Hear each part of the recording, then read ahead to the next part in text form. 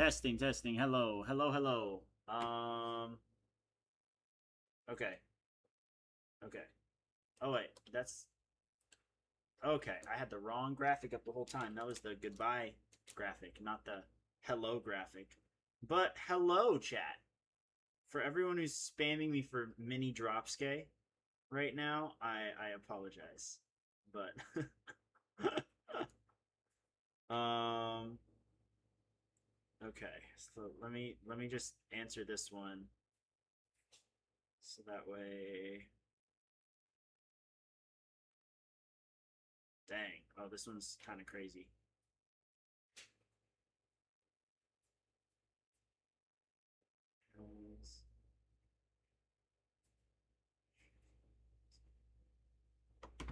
Okay. Hi, guys. It's been a minute. Not really. Well, it kind of has been. I have been sick. Very sick. Pretty much. I hope everyone had a Merry Christmas, first of all. Christmas is a lot of fun. But my wife unfortunately got pretty sick. It's flu season out here. And she was, not super great on Christmas Day. So we kind of just chilled. Wanted to make sure she was taken care of. And then yesterday, I was going to stream the finales ranking. And instead, I woke up feeling incredibly sick. And that was not fun. So, I haven't gotten to work out. I barely got to, set up the stream until about an hour and a half ago. Not super ideal. I'm still loading up on calories. I got a bunch of fruit snacks here with me. Even if it's kind of junk, it's like, it is what it is.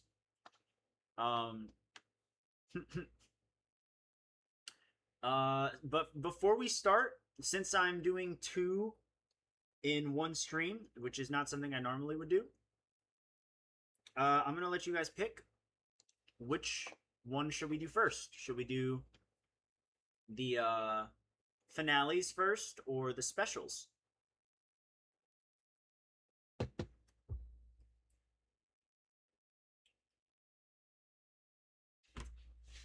let y'all pick.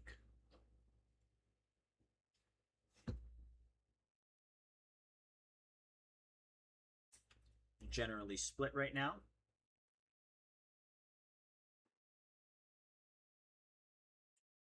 Generally split right now.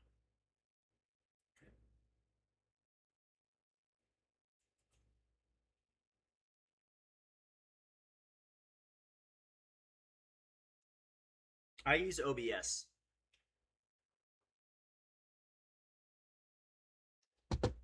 Okay, it looks like we are going to start with finales. Yeah. Finales it is. Cool, cool, cool. Let's get that set up here. Also, I just want to say, yeah, I have it saved here. I do have it saved. Replying real quick to someone doing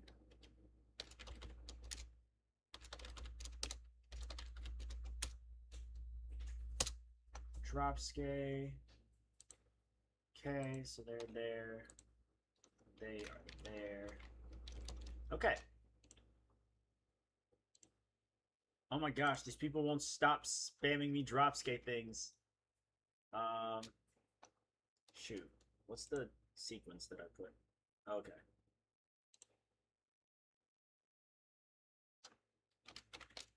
Yup. Yup. Yup. What the what, bro?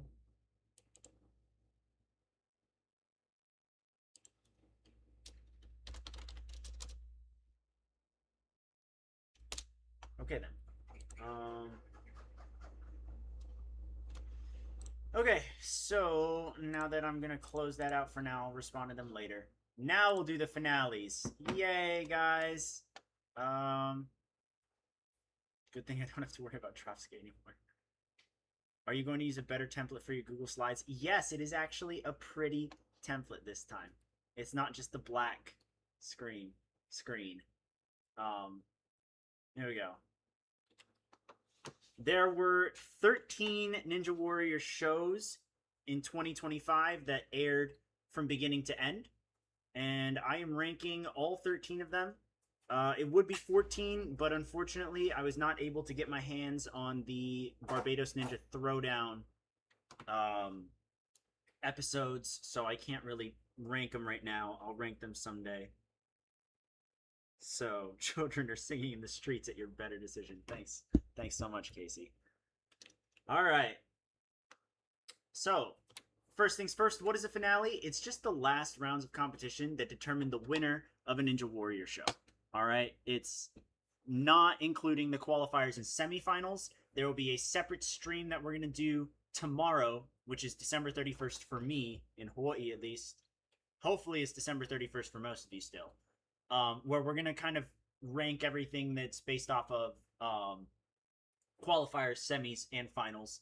The format of the finales can be stages or something different. Obviously, we've seen a lot of shows become racing oriented. So races will be in this one, or, you know, maybe it'll be a little bit different. I don't know. But yes, big spoiler warning. Yeah, big spoiler warning, pretty much, because we spoil everything here. All right. So, number 13, Ninja Warrior Poland, Season 10. Dead last. I had to double check just now. I was like, oh, this is pretty blank. Yeah, that's because I don't really have anything positive to say about these episodes at all.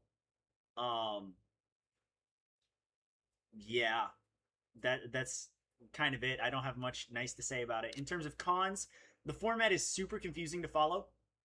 It just always has been. Ever since they pivoted to Ninja versus Ninja, this is the first time they did that, and it's not good. The winner is very predictable. What do you mean? You made the final battle between two people a rope climb, and the only person who beat the rope on stage 4 is the guy who wins.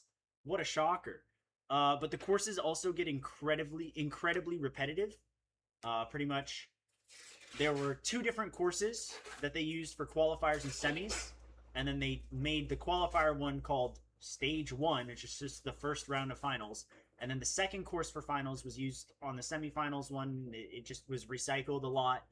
And then Stage 3, or Round 3 of the finals, was just running both of those courses back to back. It wasn't a third unique original course.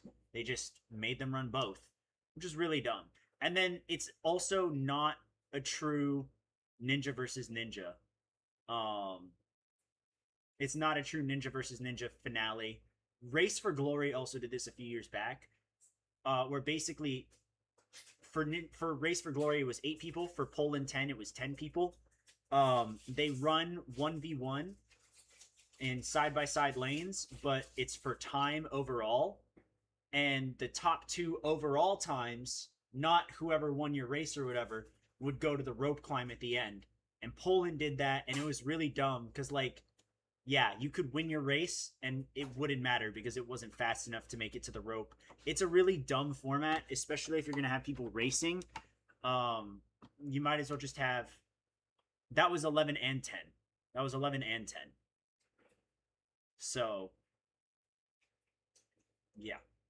Oh, you're talking about what Martin said. Yeah, for Martin, yeah, that was only an 11. In Poland 10, it was all Polish competitors. Which is another thing I probably should note. The Polish competitors were not ready to go racing. There were maybe 6 good people that season, because they filmed this right after season 9 when everyone was training for the stages. And then they pivoted to racing, and there were only like 6 people that could actually handle the speed course. It was pretty rough. There was more than one season by Poland this year. Yep. 10 was in the spring, but it was filmed in like 2023. And then 11 and 12 were filmed this year, and 12 is supposed to come out in the spring of 2026. And 11 came out in the fall of 2025. Number 12 is the finale of Ninja Warrior Kids Academy, which is Germany's new kids show. A couple of pros here. Every kid who went on the show got a lifetime pass from the host of Ninja Warrior Germany. It was a very wholesome moment. It was very nice. that they actually got something out of the process and the experience. So I'm very happy for them. And then the kids are actually like really good at ninja. They're like, I would put them up against like kids from the United States because like they are learning the same style of ninja with the links and the speed and everything else like that. They're really good. It's very interesting. Um, Lifetime passes, yeah, Casey, no problem. Basically, they get to compete on Ninja Warrior Germany any season that they want as soon as they turn 16. They are currently 12 and 13, so that's not going to kick in for 2 or 3 more years for some of them. But yeah, they can literally come on any season that they want and compete on any season that they want ever, which is, I think, a really good deal, especially given the cons. 2/3 of the cast did nothing. Oh, did I? What the what? Did I mess up one of the descriptions for it? Hold up. Because I think it says super...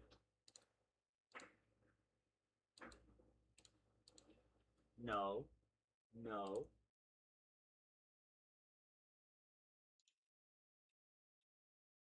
Wait.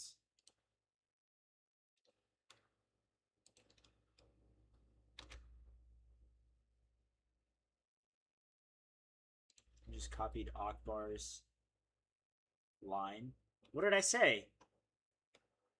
What did I say? Frank on his last season pulls up the MVP move. That dude with the ponytail actually competes with the elites and beats them, but is not in their division. Matisse, yeah, I believe that. Matisse was kind of cracked. He was, in my opinion, the standout of the kids. No, I accidentally put one of the other. I put one of the other shows pros under Germany Kids Pros, and it changed for some reason. Anyways, for the cons for Germany Kids Academy, 2/3 of the cast did nothing. That's not really the kids' faults. It's just the way the format works. Essentially, guys, each team had 6 people on it, and they could pick 1 boy and 1 girl each to run a qualifier course from the Adult Ninja Warrior Germany show. So that's 4 people that got to run while everyone else just sat on the sidelines. I felt really bad for the kids that just couldn't do anything. The winning team was also determined by a single run because the girls, one of the teams won, and then the boys, one of the other teams won. So they just went with individual results. So the one boy that had the best result just basically won the whole show for 5 other people as well. They had gold stars, and everyone was like, oh, what do they mean? And really, it just was like, if you get a gold star, at the end of the season, they make a salmon ladder bar for the kids, and they put the amount of gold stars that they have on the salmon ladder bar. So it really was absolutely worthless. And that's going to be a bigger complaint when we do the shows and I include the qualifiers and stuff, because gold stars were made into a big deal. But in terms of the finale, it was just kind of a really, really lame reveal. And then there was a lot of fake reality TV filler. They were trying to make this like a docu-series reality show, and like, ninja's just not the type of sport that causes drama, at least not publicly. So not great, not great. Number 11 is going to be Super Ninja 4. Yeah. This is actually the same exact pro that I had for Super Ninja 3. I left this slide untouched and just changed Super Ninja 3 to Super Ninja 4. The course is gorgeous in the finale. I love how big and epic the course looks. I love the color. I love the lighting. I love all of it. And if you want a ninja documentary, just watch TSN. If you Yuri saved the whole season. This is the one that Yuri won. The one that just happened like on Sunday. So 2 days ago, yeah.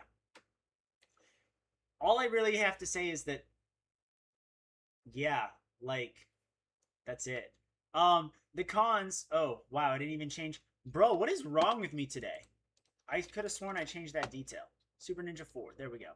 Okay, the results are terrible of Super Ninja 4. The finale sucked. This, like, for anyone who is I saw a Ninja Masters like 3 days ago or something. Someone asked like, "What's the best international ninja show to get into right now?" And everyone was saying Super Ninja. If you're looking for like original obstacles, absolutely go watch Super Ninja. This finale was awful, guys. There were 6 rings that you had to get. There were 4, 5, like there were like 10 obstacles and 6 rings to get. Only 2 people made it to the second to last obstacle, which was the final zone. And yeah, it was like really, really buns. Like 33 people ran, 32 people ran, and only 5 people made it to the cliffhangers, which were just a little over halfway through the course. It was really bad. Underwhelming super final. We did have Yuri as the only finisher of the course, and so he made it to the super final. They gave him a time limit, and he cleared the super final within the time limit. Was it a well balanced super final difficulty wise? Yes. But oh my gosh, it was so underwhelming, especially when you see what they nerfed in order to give Yuri a shot. You could tell that they wanted Yuri to race. It was 4, not 5, even better. 4 people made the cliffhanger. Basically, the super final was supposed to have 2 people racing each other up the tower, and that's normal. That's fine. But like the peg maze was supposed to be there, and instead they replaced it with rings. And instead of a rope climb up to the top, they had a 12-rung salmon ladder at the end. No one was going to clear that. Like, I hope they know that their course design was not good this season. It was really bad. And the finale just, yeah. So the super final got saved by Yuri being the only finisher. On the other hand, the results sucked. Did I mention that? The results are really bad. On the other hand, there were also just very bad results, as I said, but there was too much recap. We have an episode of Super Ninja in the specials category that goes through everyone who made the finals, being like, this is who our finalists are for this season.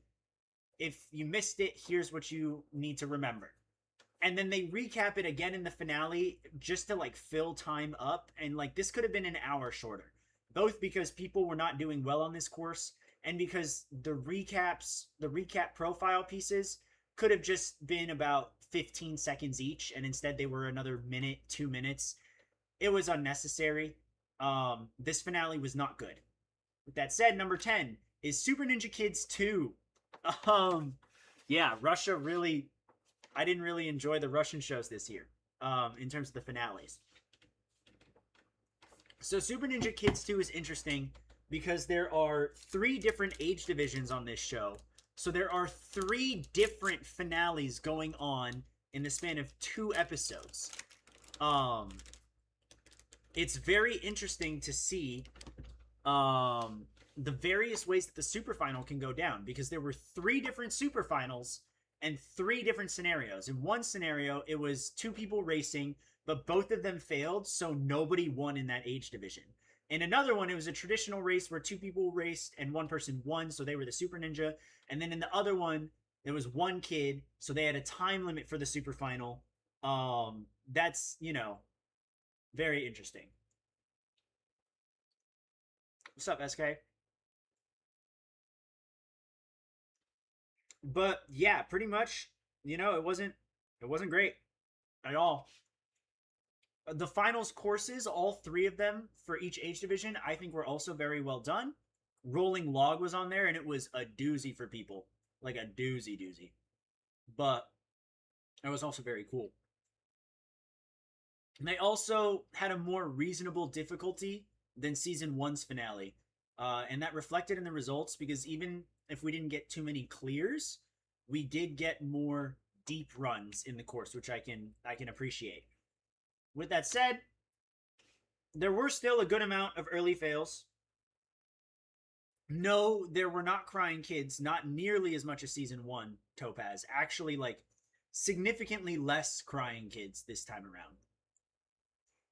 There was still a lot of filler and fluff because they want the kids to be, like, superstars, Um, but the part that I had was like, because it was 3 age divisions, they stopped part one of the finale halfway through one of the age divisions and then picked it up in the next episode of the finale.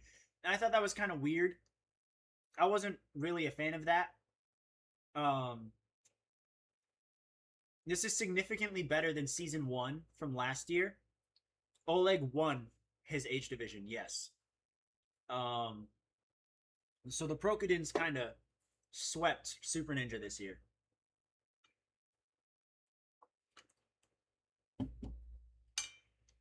But yeah, it definitely was more enjoyable than the adult one. Number 9 is A&W 17. Let's start looking at the positives here. There were some very entertaining races. Obviously, A&W has some of the best speed athletes in the world. There were some very shocking fails because people were rushing.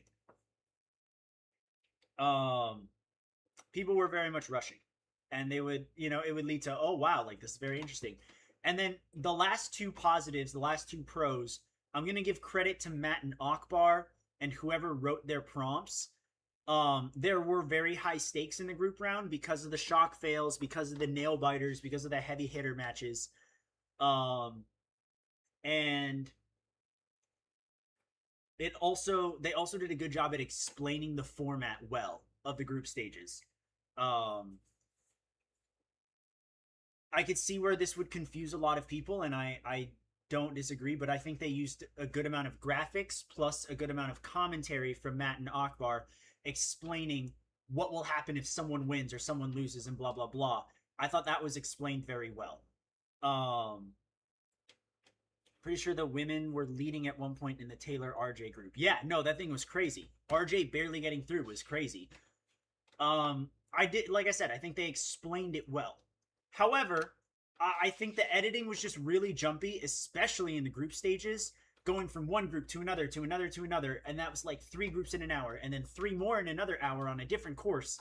It was just kind of all over the place, and the courses got really repetitive. I say this as someone who watched this one twice. I watched pretty much everything here twice. I watched the A&W 17 finale week by week, and then I also binged it. It's a horrible binge, like absolutely terrible binge.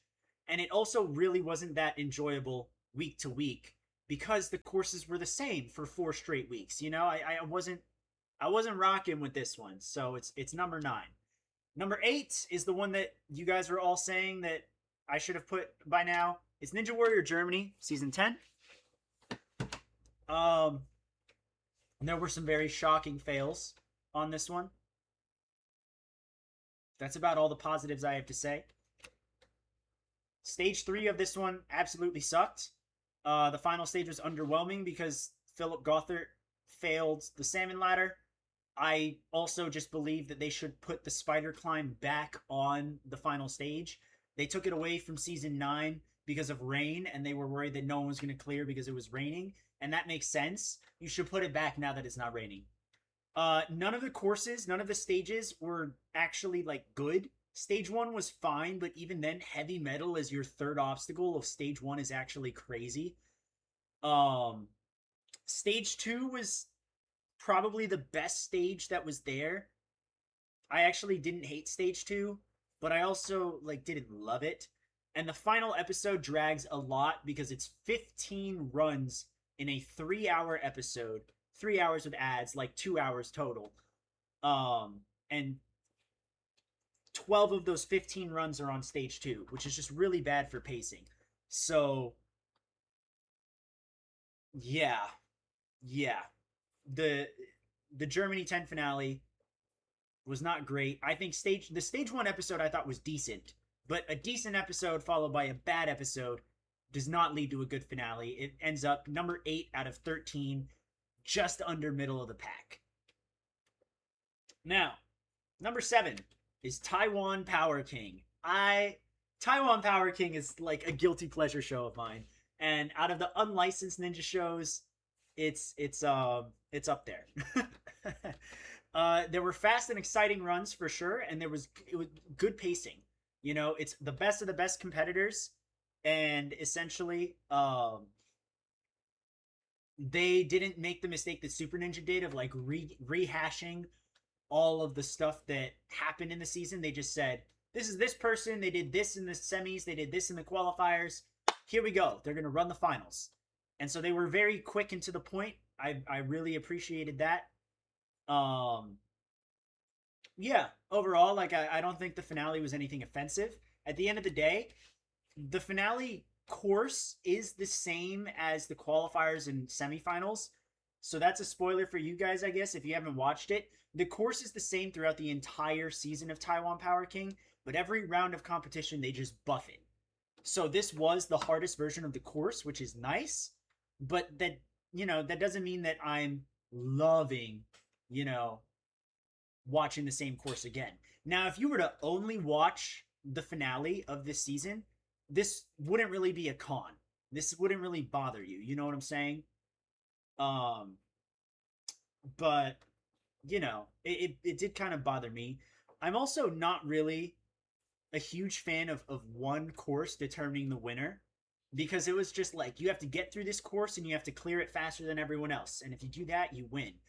That's not my favorite way to determine a winner. I much prefer the stages. I much prefer the races. I just prefer things that are multiple rounds and multiple segments where you're running multiple courses, where this is one course. So it's not great, but I'm still fine with it. They did have limited space, absolutely. But yeah, Taiwan Power King number 7. If you're watching just the finale and you skip the qualifiers and semis, I think you'll put it higher than number 7. But for me, as a finale, I still would put it at number 7 roughly, because I do enjoy the 6 above it more. Number 6 being the Sasuke Junior Cup. The Sasuke Junior Cup is like 3 episodes of semis, a third place race, and a championship race, and then a medal ceremony. The pros to this one is that it's very fast editing. I think it's like 35 minutes total or something. Like, it's very, very chill. The races are actually good. I will say the Sasuke Junior Cup didn't start hot with the races, but when you get down to the bracket, the brackets actually, like, the kids are moving and they're flying. And then I also think that they didn't overemphasize Sasuke stars to overshadow the kids, which,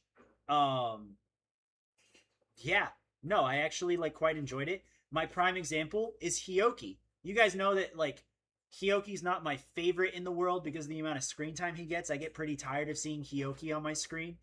But Hyoki's son ran in the Junior Cup. He got 3rd overall.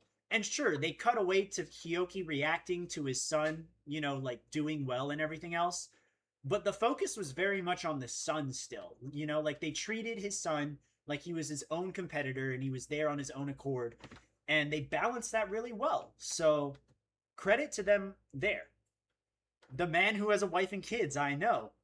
It's crazy, because I genuinely think when his son is old enough to compete on Sasuke, he's gonna put up a better record than his dad. Genuinely, I think that. His son's good. His son's good. What can I say? The cons is that the medal ceremony is arguably a tad longer than it should be, and it needs to be. Some of the kids that get podium, they give their own little speeches and stuff, and that's cute and everything, but it's also just not.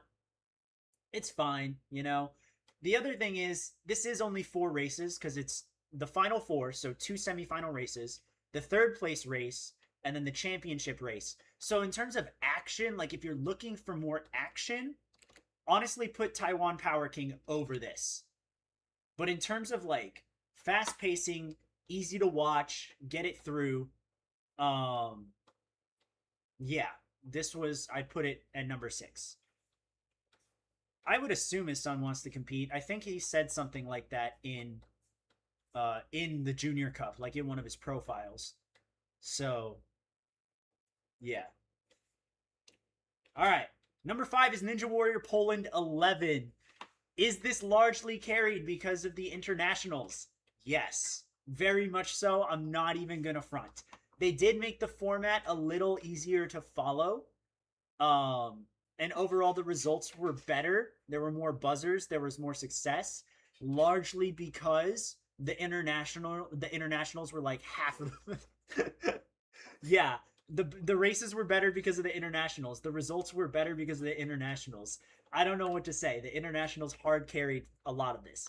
And they did, like I said, using graphics and stuff, they did explain the format, which is pretty much the same as season 10, better this time around. The cons is that the courses are still repetitive. All of the points I said about there's one course and a second course, and then they combine the two for the third round. Yes. They still do that. Is the final 10 races, like they do 5 races, 1v1, completely unnecessary because they only take the top 2 for the rope climb? Yes, it's dumb. This literally was just what if Poland 10 had good results. That's kind of the only... Yeah. The lawsuit isn't part of this one, Topaz. The lawsuit isn't part of the finale. So, you forget, I'm not including the qualifiers and semis here. I'm only including the finale. But yeah, this really was just like, what if Poland 10 had good results? I really don't know if they're going to make a season better than this because I don't know if the results will be better than this. I think the only way they can make a season better than this, Ninja versus Ninja style, is by completely overhauling the format.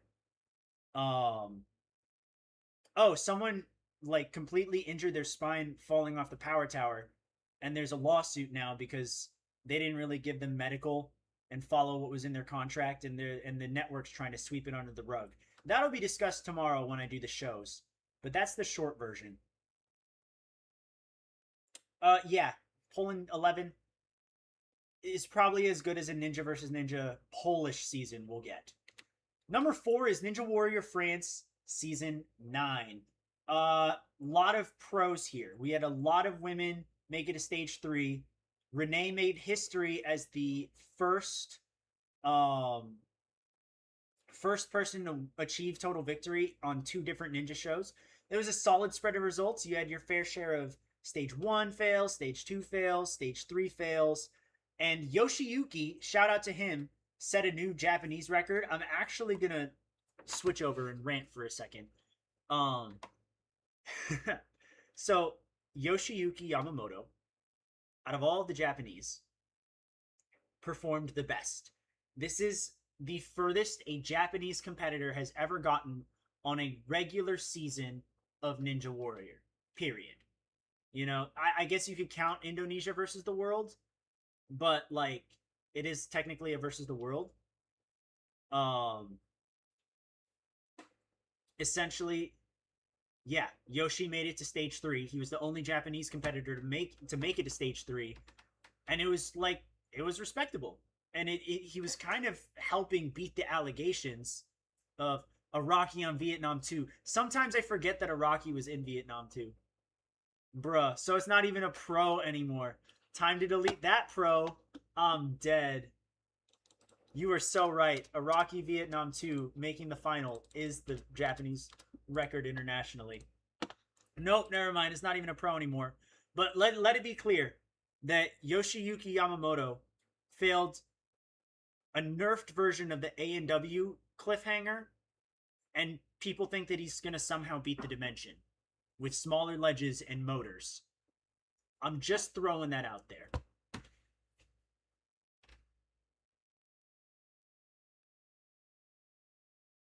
Iraq and Iraqis. That's crazy. Iraqi. Yoshi was still good, though. The cons is that stage 1 is literally a qualifier. You have to get in the top X amount of men, top X amount of women in order to move on to stage 2. Stage 2 is untimed, and then stage 3 is 4 obstacles, and you run it right after stage 2. So it's just not... No. You know, it's somehow the 4 stages without truly being the 4 stages, and that's the part that really bothers me.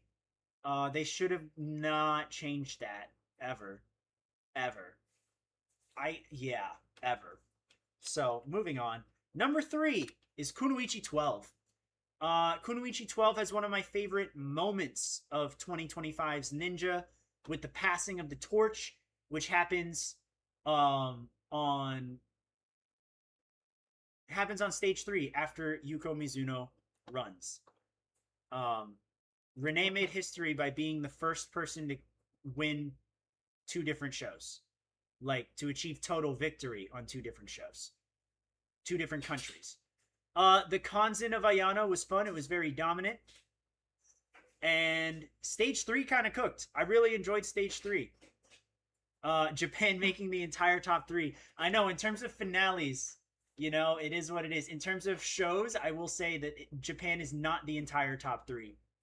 The show ranking, when you include qualifiers and semis and stuff, drastically changes. That will be, again, that ranking will be tomorrow. But in terms of just finales, just the tournament, the stages, the whatever, Japan's kind of sweeping. Now, the cons of Kunoichi 12, stage 1 takes a while to get started. It takes us a long time to get our first clear. And stage 2 literally gets swept. It's very underwhelming, you know?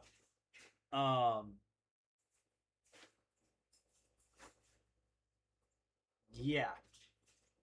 He didn't win in 3 different countries. He didn't win Sasuke. So, like, yeah. He's the first person to make the final stage in 3 different countries, Martin, but he didn't win. By drastically, you mean first, second, and fifth. Wrong, actually. Quite wrong.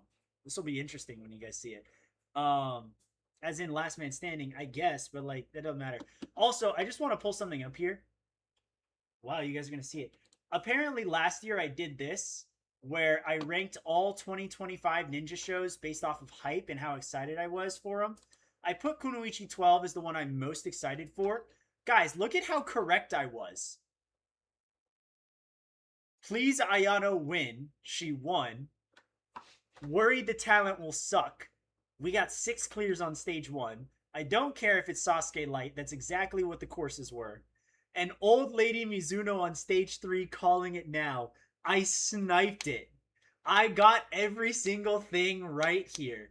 It came out like 2 or 3 weeks after this. But I genuinely was like, I saw this just today looking back on this and I'm like, wow, I got all of these right. That's kind of crazy. Yeah. So, yeah. Kind of wild. Anyways, so that's the number 3. My number 2 is Sasuke 43. I don't know if this is a hot take in comparison or something like that, but my number 2 is Sasuke 43. Things that I liked: shocking fails on stage 1 especially. Some shocking fails on the swing edge as well. People who I expected to make it to the dimension fell on swing edge, and that was a bit surprising. The world round, in my opinion, was awesome. I loved the world round. I mean, but you guys know me, the international ninja guru glazer. The world round was awesome. And then Yusuke, you know, Yusuke's that guy. Yusuke just kind of clutched up and saved the tournament. With that said, in terms of cons, stages 2 and 3 are still underwhelming overall. Only really worked the way they were broadcast because of the 2-night time slot. Editing for day 2 was literally carried by the world round. If they didn't have the world round, all right, and this is what gets me concerned for 44, because I don't think they're doing the world round. They're probably not. If they do 2 days again and there's no world round, this tournament's gonna, Sasuke 44 is gonna suck. Genuinely. There could be a cons in it and it'll suck. Because pacing wise, it's gonna be terrible. It's gonna be awful. You're either gonna have to drag out stage 1 more, or stage 2 and 3 are gonna drag really badly. And like, am I expecting more clears on stage 1 next tournament? Absolutely. But even then, I genuinely think that Sasuke 43's enjoyability is carried by Yusuke making the final, because otherwise stage 3 would have sucked, because everyone failed swing edge or dimension or flying bar for some reason. Or without the world round, pacing would have sucked. So yeah, I can't give it the credit that other people are. Is it a good tournament? Sure. It's like I said, I slap it in the B tier. I think it's a B tier tournament.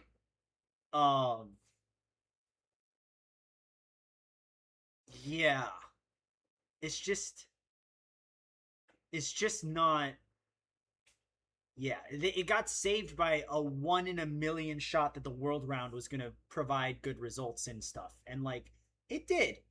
So, this was like catching lightning in a bottle, and I don't think they'll be able to do it twice. And in terms of enjoying stage 3, I didn't really enjoy stage 3. I was surprised by stage 3, but really, like, genuinely, if Yusuke was not on stage 3, this would have sucked. It would have been very underwhelming because I was just not surprised or anything by anyone that wasn't Yusuke or a foreigner, pretty much. So, yeah. That means number 1 is Kunoichi 13. Kunoichi 13 is the best finale overall. Like, if you were to just watch the finales of all these shows, Kunoichi 13 is the one that comes out on top. There are much better clear rates than Kunoichi 12. We actually get double the clear rates, which is, I think, a good amount of people. Stage 2 actually serves a purpose. Stage 3 takes out a lot of people, and we get some hype moments on the crazy cliffhanger as well, with Mai and Ayano both clearing. Now, the only cons that I have is that, they did get a little trigger happy with the mid cuts overall. Yeah, they did get trigger happy with the mid cuts overall, and ultimately, good night, Martin. The final was underwhelming because they just couldn't do the salmon ladder. Hopefully that changes in 14, but yeah, not like super. It wasn't the greatest final in the world, and I think that's the only thing that's really holding it back. Besides that, this was a peak tournament, honestly. I would go as far as to say it is top 5 Kunoichi tournaments of all time. 3, 4, 5, 6. No, I don't know. I don't know about that. Not 3, 4, 5, 6. Because 3, 4, 5, 6, and 7 are top 5 prior to 13. My 5th place is probably Kunoichi 4. I would put Kunoichi 13 over Kunoichi 4. Genuinely, I would. I don't even think it's crazy to say. I think Kunoichi 13 is that good.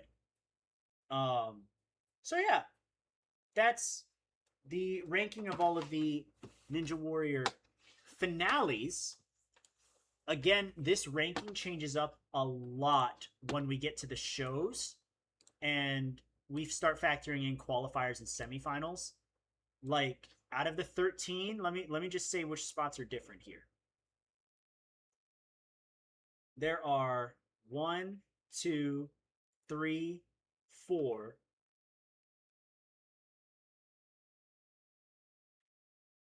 5, 6, 7, 8, 9, 10. There are 11 differences. Yeah, there are 11 differences when you factor in qualifiers and semis. Yeah, so you guys definitely aren't going to want to miss that. This is probably the most different the finales ranking has been from the show ranking. Yeah. I'm excited for it. And that's always my final video of the year. So let's do that. But up next, we've got the ranking of all of the specials. So let's pull that up right now. Oh, wait. Oh. There we go. Okay, ranking all of the 2025. Oh, gosh, it still says Kane, not Kasugi. What the what? That's how you know I just copy-pasted. Super Ninja 4 last, I'm calling it. I'm dead. Okay, here we go. All 2025 Ninja Warrior specials ranked with me, Kane Casillas. There are 11 A special is an episode or mini-series of a Ninja Warrior show that is not part of the main event or regular season. You know, this doesn't include things that are very much its own tournament. Like the Sasuke Junior Cup, you could argue is a special. It was its own series. It was its own series for sure, you know? So yeah. You guys might have to give me a couple minutes. I should be getting a phone call very soon. So give me a second, y'all.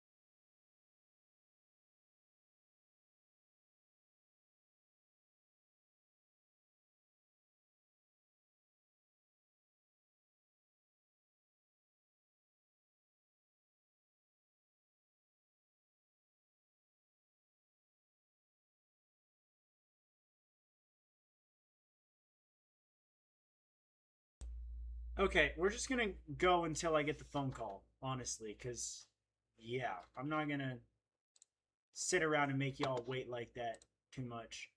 Okay. So, the worst special of 2025 is the Super Ninja 4 finalist episode. This is an episode where they spend about an hour and a half telling you who made the finale. So, in other words, this is great if you want to skip watching the qualifiers and semis and you just want to know who's in the finale. This is a great episode for you. On the other hand, it sucks. It's just dumb. They take all of the old footage from qualifiers and semis and they montage them all together for an hour and a half and they just recap everything for no reason. You know, like, it's really only useful if you didn't watch the entire season before it. Yeah. So I don't have much to say on that. Number 10 is the Super Ninja 4 Unseen Runs. I like that it's short. It was like less than an hour without ads, and they're runs that were cut from the qualifiers. So they're not runs that we had seen previously. I like that they're giving us exclusive content. Give me a second. Now I have to take a phone call.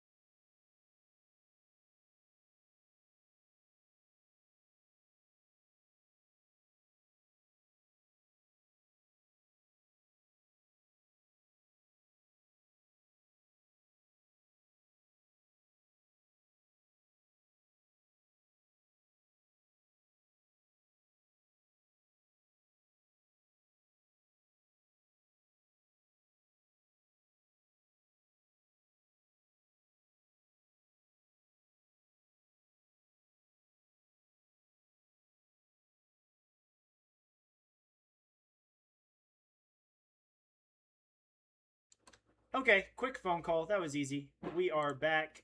So, as I said before, the unseen runs was people who were cut from the broadcast. And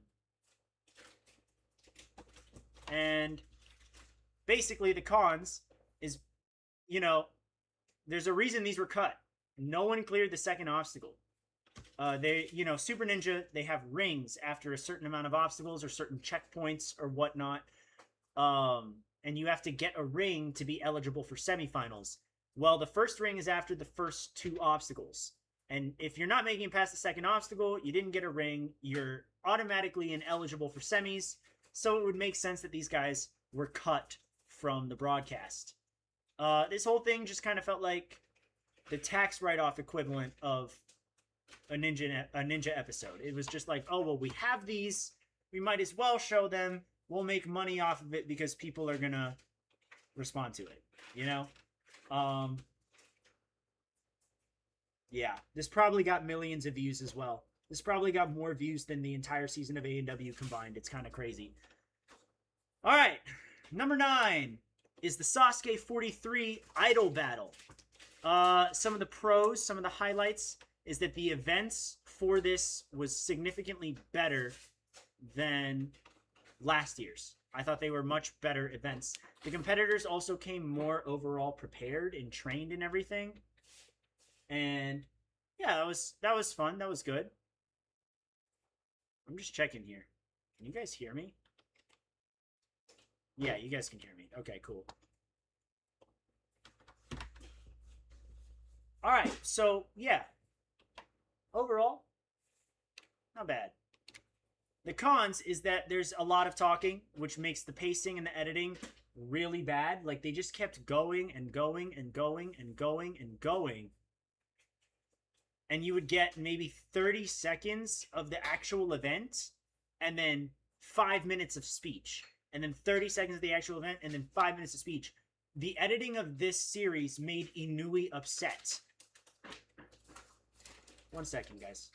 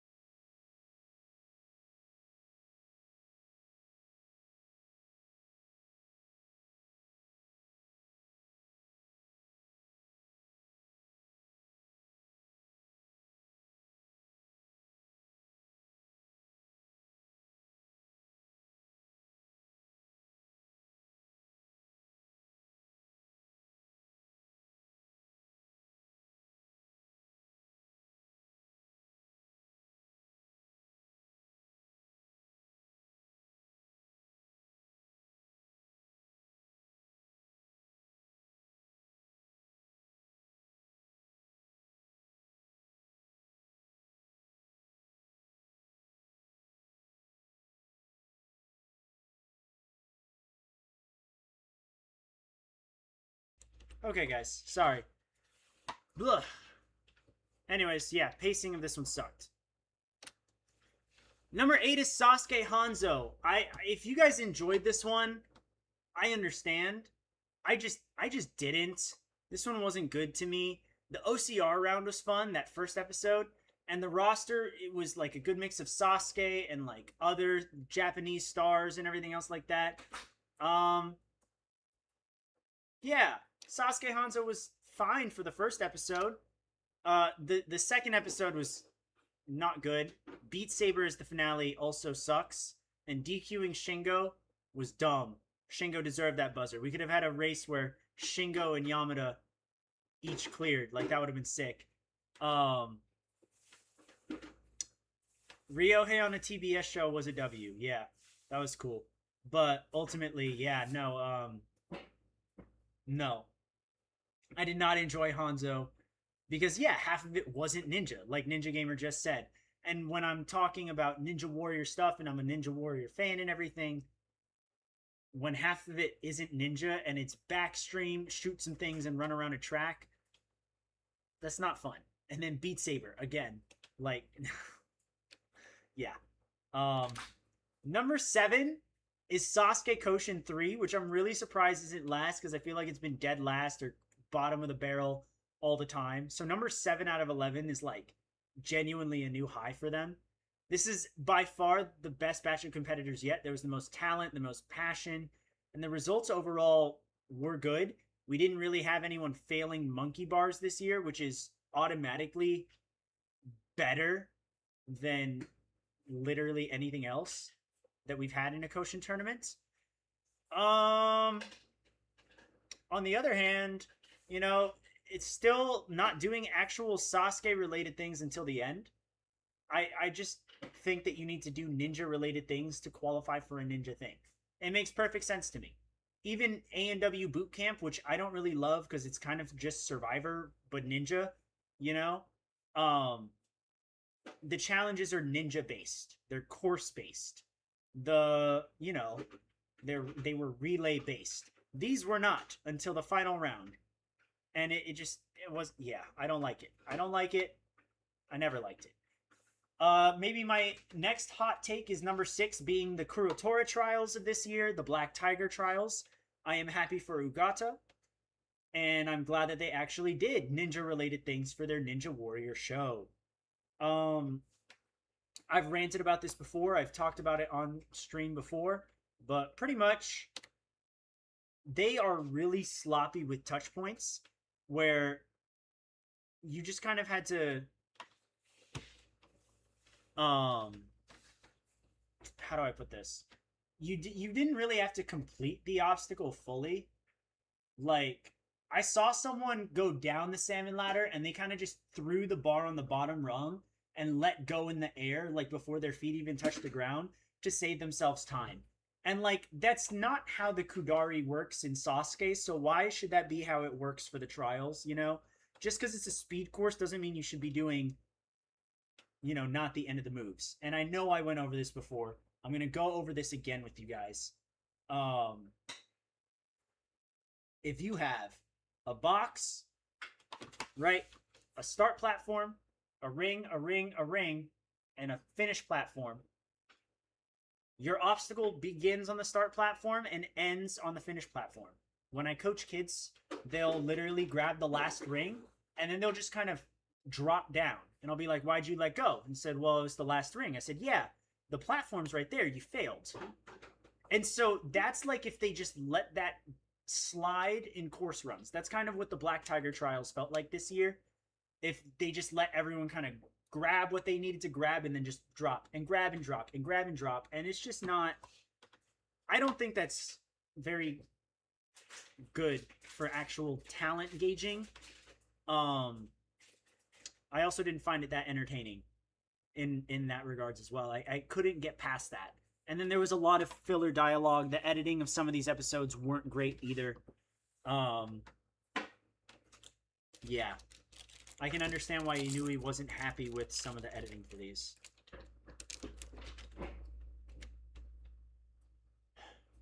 Number 5 is the Super Ninja... Whoa, Super Ninja Kids 4.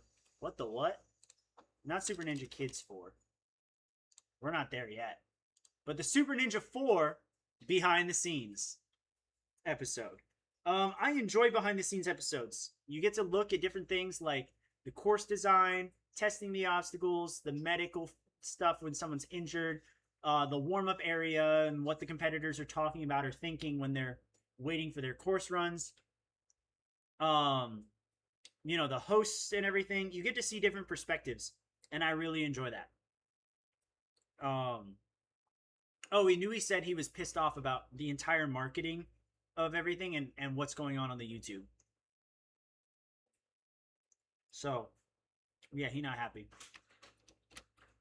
The cons, oh my gosh, it still says kids, bro. Okay.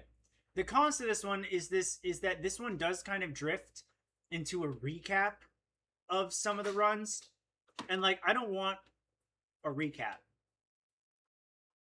If I'm gonna see behind the scenes, I want to look behind the scenes. I don't want to just see a run and be like, well, here's some fun facts about this run.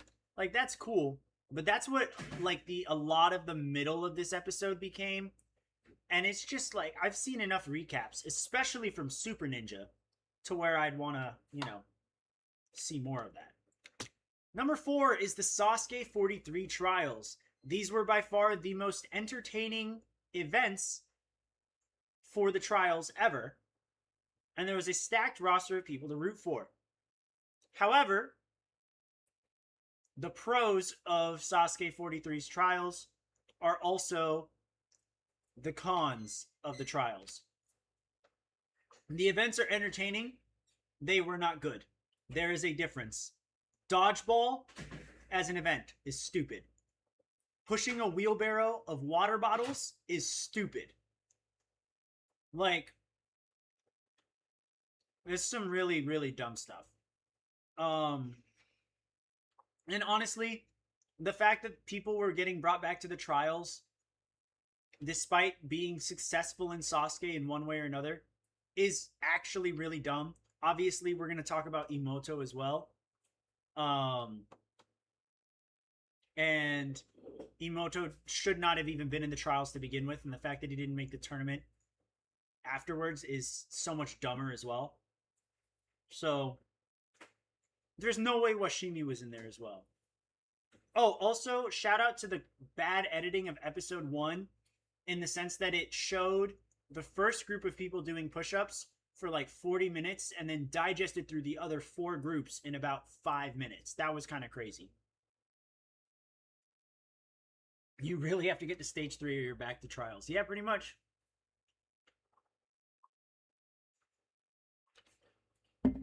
Yeah, like I said, like Fix just said, dodgeball was fun once I got my head around the setup, but fair, it's not ninja.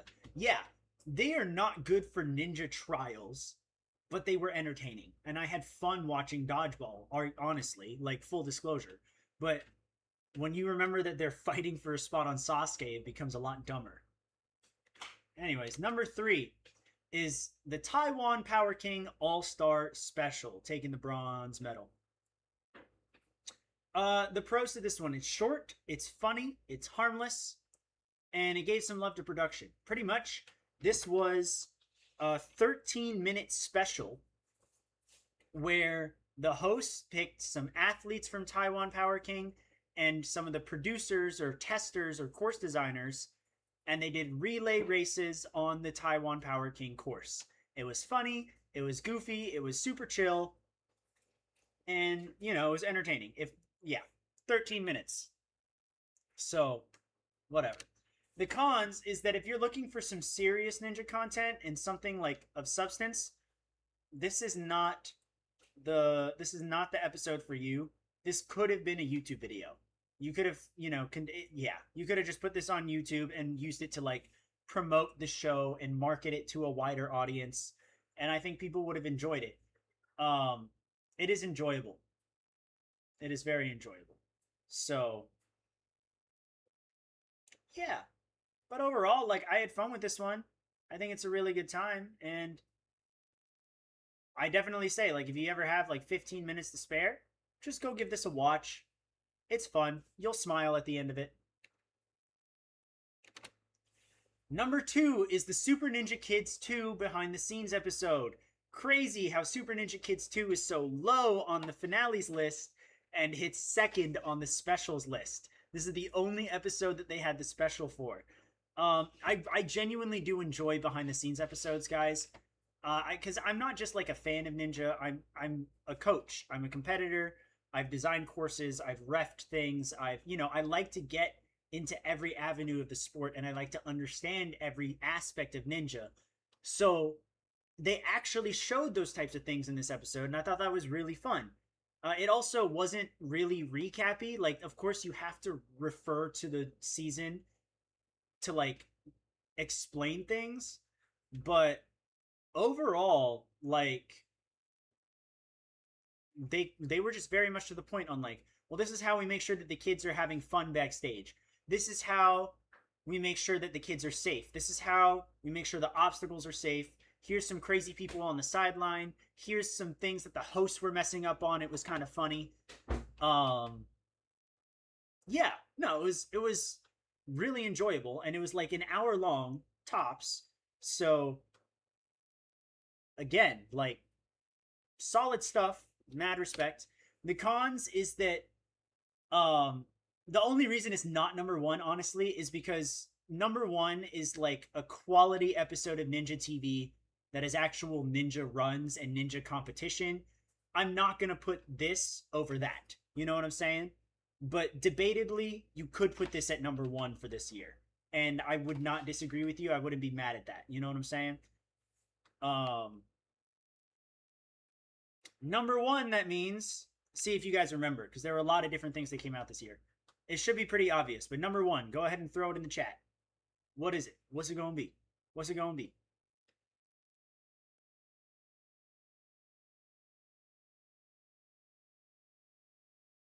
Waiting for someone to say it. Someone to guess it. I forgot. Israel 6. Bruh. Bruh. Okay, that's crazy. Um, Philippines Christmas special. Guys, it's such an obvious one. It's the A&W Women's Championship, the fifth one. Finalist profile Super Ninja Kids 2. That's so dumb. Yeah, the competitors were good and there were great results overall. I really enjoyed the Women's Championship. I always enjoy the Women's Championship. I think this is like the third year in a row where this is number one. Definitely like the fifth year in a row where it podiumed. Yo, Billy dropped the Vegas vlog as the number one special. I'm dead. Um, yeah, yeah. A&W Women's Championship. It was a good episode. The cons is that the final race was underwhelming. Addie failed the second obstacle, so it ended right then and there. But at the same time, like, it's not the end of the world. Someone had to win, someone had to lose. And like that's the difference for me between like the finale of this versus the finale of like the final stage of Kunoichi 13. Like Kunoichi 13, one of them could win, none of them could win, two of them could win. And so for them to go out on the salmon ladder is a little underwhelming. But for a race where someone's guaranteed to win, I think a fall matters a lot less. So it definitely doesn't bother me as much. And I like I said, I really liked everything leading up to it. I think they absolutely cooked with the brackets in the races. Um, no notes. I enjoyed this one, and I am bummed that this is supposedly the final one. Guys, you'll have to give me a second. I gotta take another phone call. I'm famous.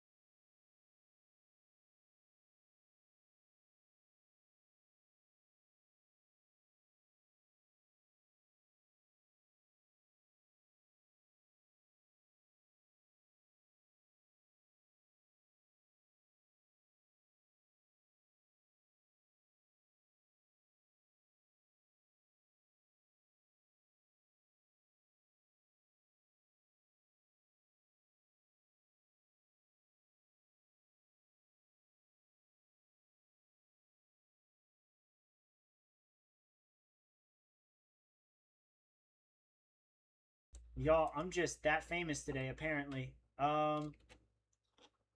Okay, so yeah, that's the ranking of all of the specials, with the number one being the 5th A&W Women's Championship. I am quite bummed that the Women's Championship will likely, to my knowledge, there wasn't a Women's Championship filmed with A&W 15. So that might be the last one, which is a bit of a bummer. Yeah, not happy about that. I would have liked for it to have gone on for longer. Or I guess as Japan acknowledges it, um as Japan acknowledges it, uh American Kunoichi or whatever they called it. That was something interesting. That was funny.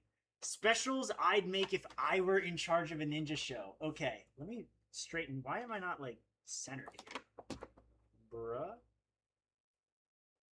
Okay, that's better, but we're a little crooked. This is why. Right? Nope. This is why. And then we do this. Look at that. Wow, it looks so much better now. Specials I would make if I were in charge of a show. I would do an episode where I would pull 15 people from the audience to run the course. Just randomly, like, just to do it, you know? I think that would be great. So, audience runs, I think that would be great. Ninja influencers versus the Sasuke course? Yes. Would it be so I could throw all of TSN on there? Absolutely. I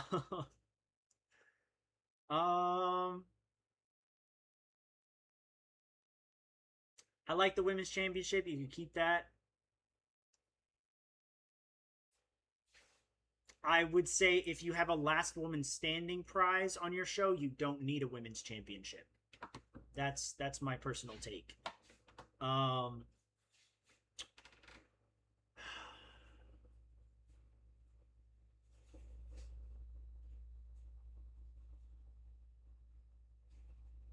don't know.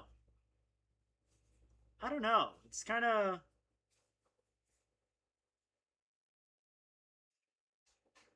That's kind of it. I can't really think of too many other things. I think it'd be great to pull people from the audience though, and just have them go, have them try. I think that'd be hilarious. Um,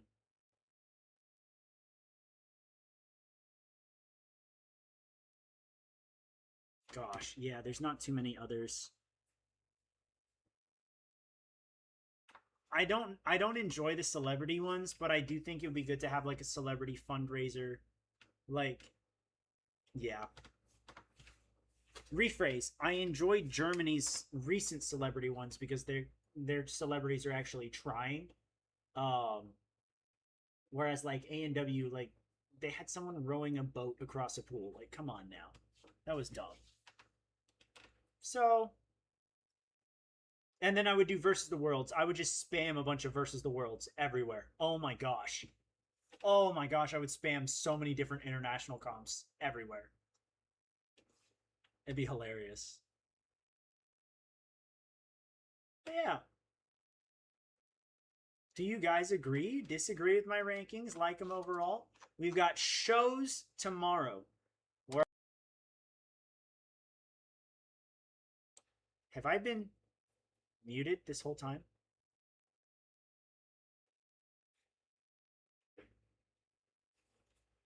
Have I been muted this whole time? Guys, help me out. There's no way. There's no way.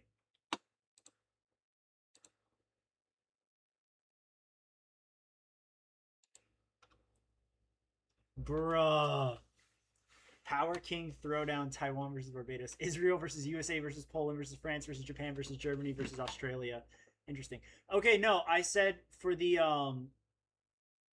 specials fix, I was muted. Oh, so I was muted for 5 seconds. Okay, so you guys heard me say the audience thing, and you guys heard me say versus the world. Barbados is going to have a versus the world. It's going to be very fun.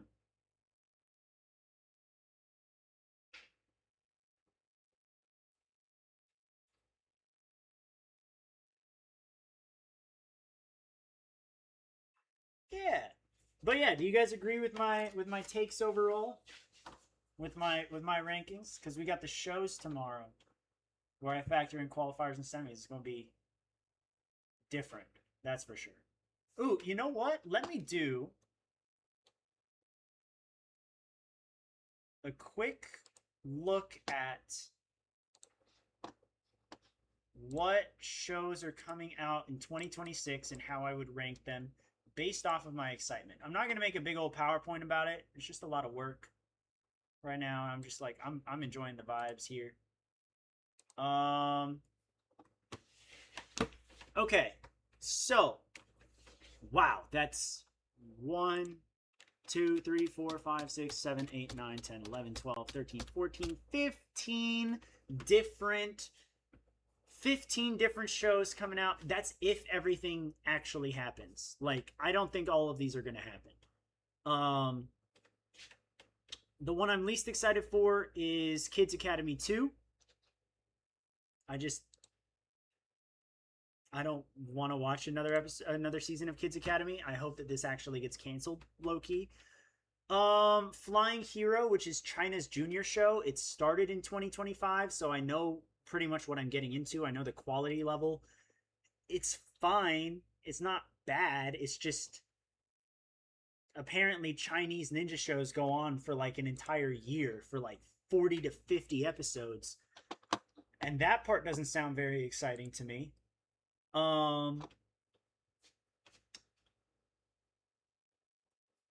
This is like the category of not excited for. So Kids Academy 2, Flying Hero. I guess those are the only ones I'm not really excited for.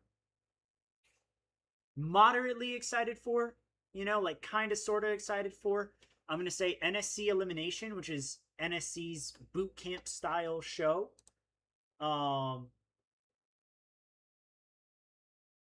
Finale list was Japan wins by doing absolutely nothing. I'm dead. I don't have Cambodia on the list because I just don't think Cambodia is coming out. Moderately excited for NSC Elimination. Moderately excited for Super Ninja Kids 3 and Super Ninja 5. It all depends on how they balance their courses. They need to nerf their courses big time. Moderately excited for Germany 11. I think it could be good. I think it'd be very interesting if Renee actually did retire. That's kind of crazy. Moderately excited for Thailand because I think Thailand is more likely to come out. Yeah. Fairly excited for Poland 12 and ANW 18. Racing shows, very speed-based. I know some of the results of ANW 18. I know that internationals get to come back for Poland 12. There's some things to be excited about, but I am still cautious about a lot of the other parts of it. Sasuke Junior Cup 2, I'm decently excited for. I'm curious as to if they're going to bring any of the kids back or if they're just going to get an entirely new batch of kids. Kano's son competed in the last one, and it was like, okay, interesting.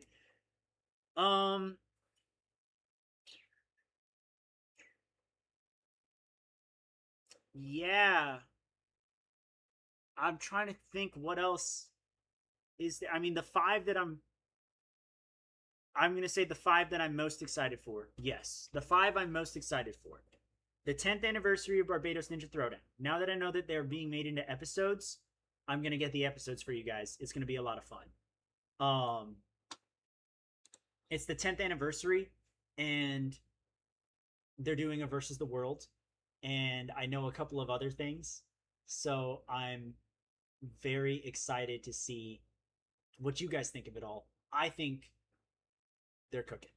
I think they're doing real good. So Barbados, I'm excited for. I am excited for Sasuke 44, but in like a nervous way. I think we're going to get more clears on stage 1. I have a feeling the presentation of it could suck. If TBS liked the 2 days for 43, they might make it 2 days again. That could be pretty bad. Topaz, did you just ask if Barbados has had internationals since like their third one, dude. Their second or third one. Barbados Ninja Throwdown's been open to the world for years. This past year alone, like the one that I just went to, which I'm an international, like in Barbados, they had Barbados, Trinidad and Tobago, United States, Canada, Israel, Hong Kong, Taiwan. What else do they have? I feel like I'm missing one. Barbados is only one course, yes.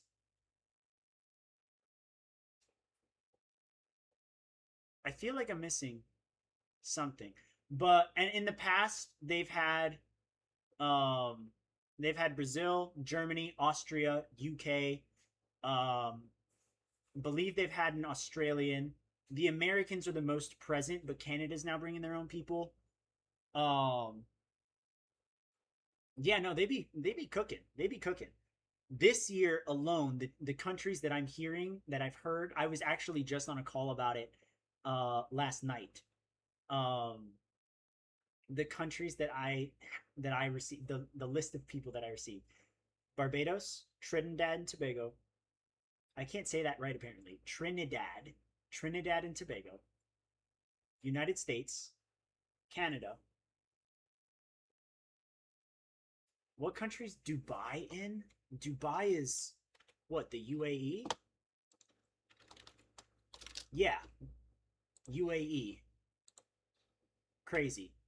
Um, which I guess that is technically Africa. No, I'm not tripping. Weighted talks, Callum. Callum knows, like he don't care.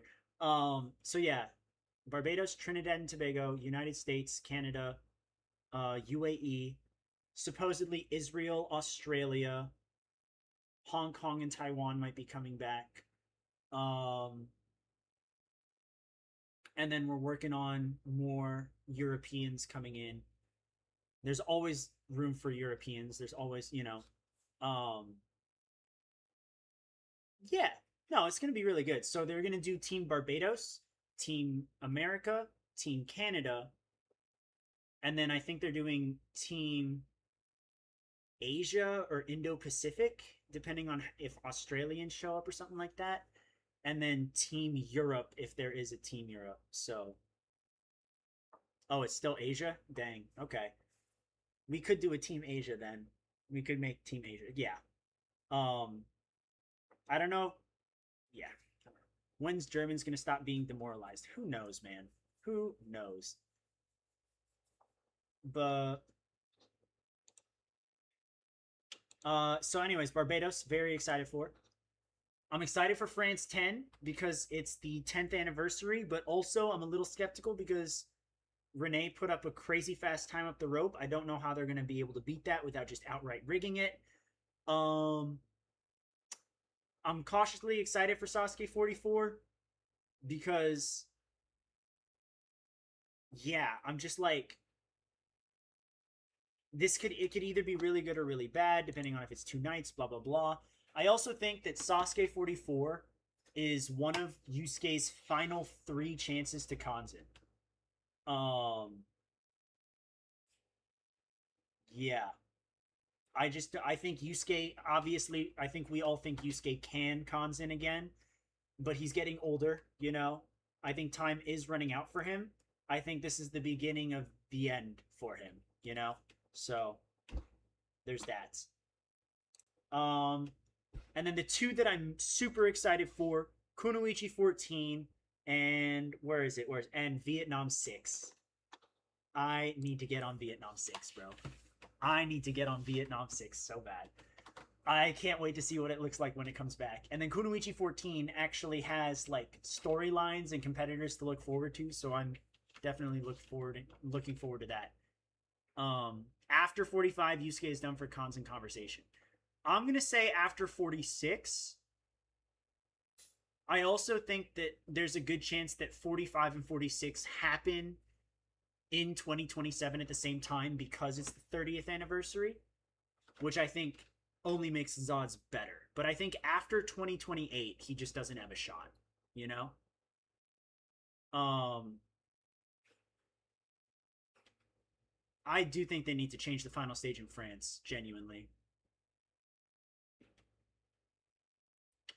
Wonder what Bonnie J's projects are going to look like and if they'll begin 2026 or 27. I think we'll get one in fall of 2026. I think there's a chance that that'll happen. Um yeah, I think there's a chance that 2026 in fall, like October or something, the last 3 months it'll start. If not, just 2027. Super salmon ladder. I'm dead. The fact that a salmon ladder hasn't been on France in forever is kind of crazy. Like, when was the last time they put salmon ladder in France? Like, that's wild.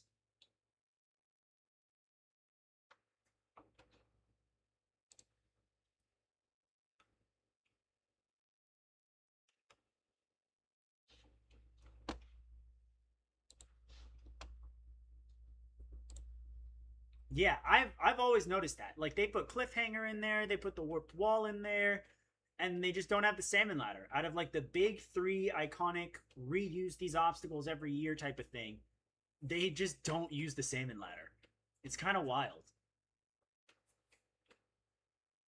Obviously, the French are training salmon ladders and stuff, but it's still just like, what the crap? What the crap?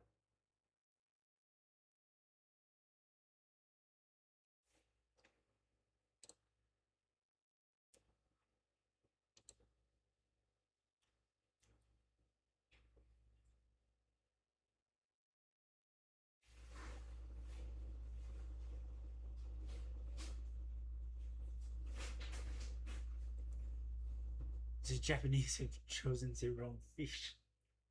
France 5. Yep, in 2021. Okay, dang. I thought it was like 4 or 5. Yeah. I think if I were to guess I would have said 4. So I would have been wrong. But I knew it was a while back. Yeah, that's true. They did use salmon roll, but like, yeah.